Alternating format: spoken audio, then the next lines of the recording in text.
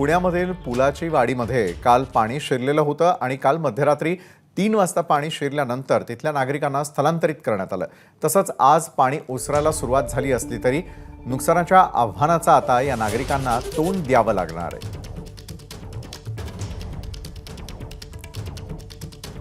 पाण्यानंतर कशा प्रकारे अवस्था या नागरिकांची झालेली आहे ते आपण यावेळेला पाहू शकतोय आणि पुरानंतर नुकसान झालेलं आहे मोठ्या प्रमाणामध्ये आणि या नुकसानाचं आव्हान या नागरिकांसमोर आहे।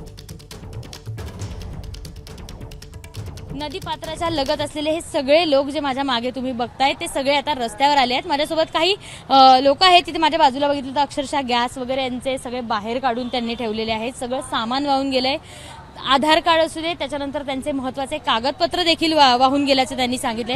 दादा, काल काय परिस्थिती होती इथे आणि आता कसे पंचनामा वगैरे सुरू आहे? हा मॅडम, सगळं सामान गेलं। आता सगळ्यांचं 65-70 घर होते, सगळ्यांचं पाणी वाहून गेलं मॅडम। ना गव्हर्नमेंट सांगितलं ना पोलीस लोकांना सांगितलं आम्हाला ते पाणी सोडा, इथं काही एवढं स्पीड सोडत नाही, आम्हाला काही एवढं माहित नाही मॅडम।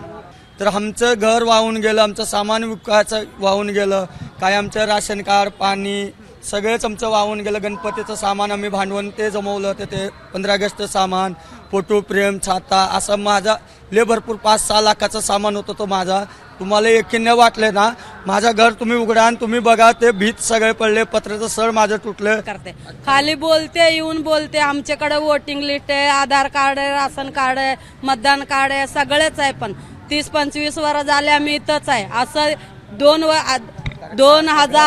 2010 मध्ये बी असं सोडले ते आम्ही, तेव्हा पण आमचं सामान काढून टाकले, आम्ही बस स्टॉपला गेलेलो। आता मला काय माहित होतं एवढं पाणी येणार म्हणून, आपल्याला लक्षात होतं की घरच्या समोर थोडं बहुत पाणी येतो म्हणून तेच लक्षात होतं आपल्याला। म्हणजे आता एखादं मी बस स्टॉपच्या समोर आलं पाणी तरी घर सगळं बुडवलं। बघा, हे परत ना गव्हर्नमेंट आपली इन्क्वायरी करावं लागेल, आपल्याला कुठली तरी मदत द्या आपल्याला। आम्ही कुणाच्या सोबत भांडण करणार नाही, आम्ही गरीब लोक आहे। एवढं दिवस झालं की तुम्हाला मदत करणार म्हणून म्हणते ती, कुणी मदत नाही करत आपल्याला। बघा तुमच्या समोर नदी पात्रात कुठलं हाल चाललंय, आपल्याला यो मदत करायचं तुमच्या हातात आहे। ते या सगळ्या नागरिकांना मदतीची गरज आहे आणि इथे साधारण पंचनामे सुरू झाले आहे। एमएससीबीचे लोक देखील पोहोचले आहेत। काही वेळात या सगळ्यांची चौकशी करून या सगळ्यांचा पंचनामा करून इथपर्यंत मदत पोहोचेल अशी अपेक्षा बाळगली जाते। कॅमेरामन राजेश बिडकरसह शिवानी पांढरे, एबीपी माझा, पुणे। तर पुण्यातल्या पुलाची वाडी परिसरामध्ये अनेकांचे संसार उघड्यावर पडलेले आहेत। त्या ठिकाणी घरातील प्रत्येक वस्तू बेवारस पडलेली आहे। याच पुलाच्या वाडीतील नागरिकांना नुकसान भरपाई देण्यासाठी आता पंचनामे करण्यात येत आहेत। पुलाच्या वाडीतील प्रत्येक जण आपला संसार पुन्हा एकदा उभा करण्यासाठी धडपड करताना दिसतोय। याच पुलाच्या वाडीतून आढावा घेतलाय आमच्या प्रतिनिधींनी।